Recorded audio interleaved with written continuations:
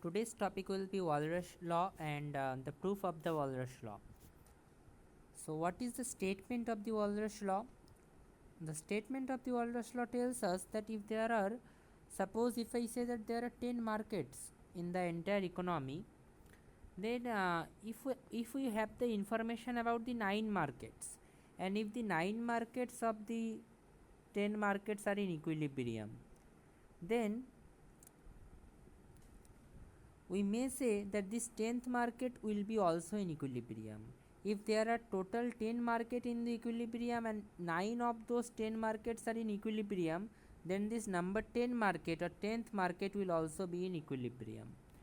So this is generally represented as if there are n market in the entire economy and n minus 1 are in equilibrium, then the nth market will also be in equilibrium. This is the statement of the Walras law, that if there are n markets in the economy and n minus 1 markets are in equilibrium, then nth market is also in equilibrium. Okay. Now what do we mean by equilibrium? What do we, here equilibrium means that demand equals to supply. Here suppose if I am talking about the first market, second market, third market, fourth market, fifth market, and there are total uh, there are total 5 markets in the entire economy. Now in the first market, demand and supply is equal. That means the demand created for their product and the supply done by them is equal. In the second market, the demand created for the product and the supply done by the market is equal. In the third market, demand created by for the product and supply done by the producers are equal.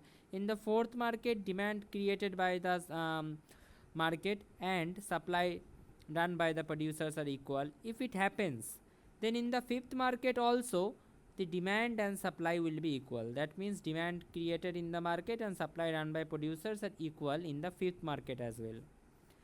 Okay, so that means there is no excess demand. If there are 5 units of demand, the supply will be also of 5 units. So there is no excess demand or no extra demand in the market. So that is also said here that the excess demand in these markets is 0. You can write this, the excess demand in this market is 0, and this is basically the concept of equilibrium. When you are saying that the markets are in equilibrium, that means we are saying that the excess demand in these markets are 0. Mathematically this can be represented as sum of excess demand, summation of excess demand represented as E equals to 0. Here I referring the number of the market and it is from 1 to n. For the first market, the excess demand will be E1, that will be equal to 0. For the second market, the sum of excess demand will be, the excess demand will be E2, so that will be 0. So if we add this, all this, there is no excess demand in the entire market, and ultimately the sum of the excess demand, that is summation EI represented here, it will be converted as 0. Okay, it is also represented here that ei equals to 0 for I equals to 1 to 2 to n minus 1, then en 0 necessarily holds. That means the thing that I have also explained here, that if for the first market, if the excess demand equals to 0, for the second market the excess demand equals to 0, third market the excess demand equals to 0, 4 means if I consider 5 as n and 4 as n minus 1, so in the fourth market, that is the n minus 1th market, the excess demand equals to 0. So obviously for the nth market or the fifth market, the excess demand will be 0. That is written here in the n and n minus 1 form. Now what will be the proof of the Walras law? How can we prove this Walras law? So there are some assumptions that we have to take at first before proving the Walras law. First is the general equilibrium framework. We consider an economy with n markets. There are total n markets in the economy. Budget constant. Each consumer's budget constant must be sorry. Each consumer's budget constant must be satisfied, meaning that the value of their, here it should be written as value of their expenditure equals their value of their income. That means there is, suppose the consumer has m amount of money income, So their budget constant will be P1 x1, I mean Pi xi, summation Pi xi, you can write it as summation Pi xi. That means the price of the commodities that they are consuming and the amount of the commodities, that is x, if we multiply it and sum it for all their products, then that should be equal to their income. Suppose I have 100 rupees income and I am buying two footballs of, or two item balls, or two plastic balls of 10 rupees, and I am buying three chips of 5 rupees, and I am buying three chocolates of for 5 rupees, and I am buying 30 50, and I am buying 5 sorry 5, not 5, I am buying suppose 10 Cadbury's for 10 5 rupees. So that means my entire income is 100 is being given here. So that is the value of our expenditures, that is this right hand side of the equation, should be equal to our income, that is 100 rupees. Okay, and the third condition is telling that the market clearing, that is telling that in each market I, the market clears when the total supply equals to total demand. You all know this. The market clears when the total demand, suppose there are demand of 100 units of chips, and whenever the chips company, suppose Lays, supplies this 100 units of chips, then the market clears, because there is no excess demand or no excess supply, nothing is excess. um, Whatever has been demanded is being supplied by the producer, so there is no excess demand and the market is being cleared. So it is also being said here that in each market I, the market clears when the total supply equals the total demand. Summation xij equals to summation yij, where summation xij is the quantity demanded by the consumer j in the market, and yij is the quantity supplied by consumer j in market I. Okay, so let me show it. Suppose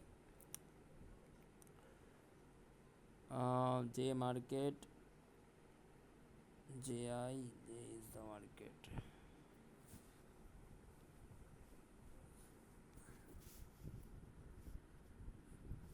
Suppose we have a consumer, the first consumer, consumer 1, and we have a market, that is market 1. So if I have to write it in this form, then suppose there is a quantity demand in the market 1 by the consumer 1.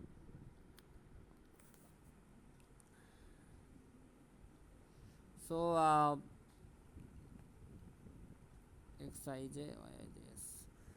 So the consumer 1 demands suppose x, so that can be represented as x1 1. This one represents the consumer 1 and this one represents the market 1. So x11 is nothing but the amount of the product demanded by the consumer 1 in market 1. Similarly, y is the supply done in the market 1 for the consumer 1. Okay, here you can see it also. Yij is the quantity supplied by consumer j in market j.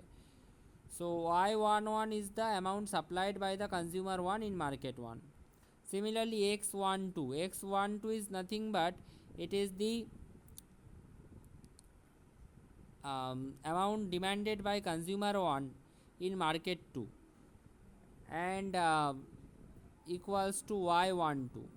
Y12 means amount demanded, or amount of y demanded by consumer 1 in market 2. Okay, so this can be summation in the summation form. If we add all this, then we can write it as summation xij equals to summation yij.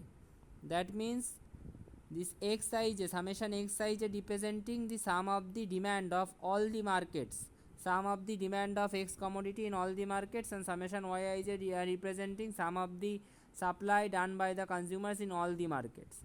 So that should be equal. So that is the third condition, and whenever it is equal, that means market is clearing, because that is the only way possible that the excess demand and excess supply will be will not be present, and the demand and supply will be equal in the summation of entire market. Now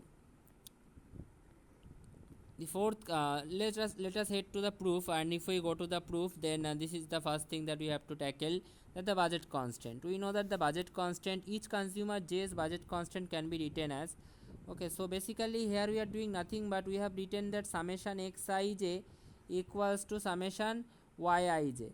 Here xij is nothing but the demand done by consumer 1 in market, the demand done by consumer j in market I, okay, and yij, summation yij is basically nothing but the supply done by consumer j in market I, okay. So basically whenever this sum of the demand and sum of the supply equals, then the market clears. So here we are adding pi to it, or we are multiplying this xi and yij and xij with pi, and we are getting the budget constant of the each individual, okay. So this is the budget constant, and pi is the price of good in market I. Obviously pi is the price, and we are multiplying the entire market, I mean the entire demand of good and supply of good with the prices. So it becomes summation pi xij equals to summation pi yij, okay. This is our budget constant. Here pi is the price of the good in market I. Now aggregate excess demand. If I have to find out if there is any excess demand in the market, what will be the formula of excess demand? Suppose if you have 10 units of product supplied in the market, okay, and the demand of the product in the market is 12 units. So what is excess demand? Excess demand is nothing but 12 minus 10 equals to 2. That means we have to at first take the demand of the entire market, and then you have to subtract it by the supply in the entire market. So we are doing the same thing. We are taking the demand, what was the demand in the market, that is summation that is xij in the previous part I have shown it, and what is the supply in the market, that is yij. So if I take this xij minus yij in the summation, then we are getting the excess demand for market I. Now let us see what can we do with it. So this I want to know the value of aggregate excess demand. That means whatever we have determined in the previous step, in step 2, that EI equals to summation xij minus summation yij. This was our EI, right? So summation EI equals to summation xij minus yij. This was our EI, that is the excess demand, sum of excess demand in the entire market.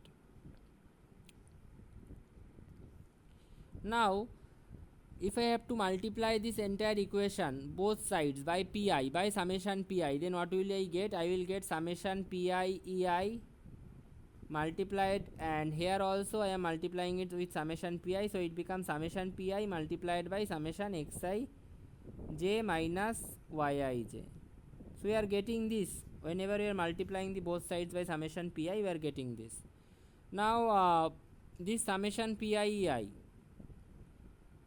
and if I multiply the summation pi and summation xi, then minus summation pi multiplied with summation yi, then I will get this summation pi xi, and if I multiply this summation pi with summation yi, then summation pi yij, and minus in between, this minus in between them, okay. Now since each consumer's budget constant hold, the right hand side is 0. Why this right hand side is 0? Because we have proved it in the earlier portion that summation pi xij and summation pi yij both are equal. In this term you can see it in the earlier portion we have proved this. This is in the first point, in the budget constant. Each consumer's budget constant was showing that there is summation pi xij equals to summation pi yij. That means we have multiplied the excess, we have multiplied the demand in the market and supply in the market with pi, and we got this. We multiplied it with price and we got this. So if this holds, then summation pi xij equals to summation pi yij. If this holds, then these two terms are nothing but equal. So that means this is and this is the same. So if we subtract it, it will be 0. So summation pi ei becomes 0. Now if summation pi equals to 0, we know that pi is positive because price of the commodity can't be negative or can't be 0, so it has to be positive. So it implies that if n minus 1 markets are in equilibrium, ei has to be 0. So it is very easy to understand that if summation pi ei equals to 0, this can't be 0, so this is 0, that's why we are getting the sum as 0, right? So summation ei or ei equals to 0, that means the excess demand or sum of excess demand has to be 0, then the excess demand in the nth market must also be 0, that is en equals to 0. Okay, this is the completeness of the proof, and the key insight gives us the valuable information that demand across the market must be 0, which implies if n minus 1 markets are in equilibrium, then n market has also supposed to be in equilibrium.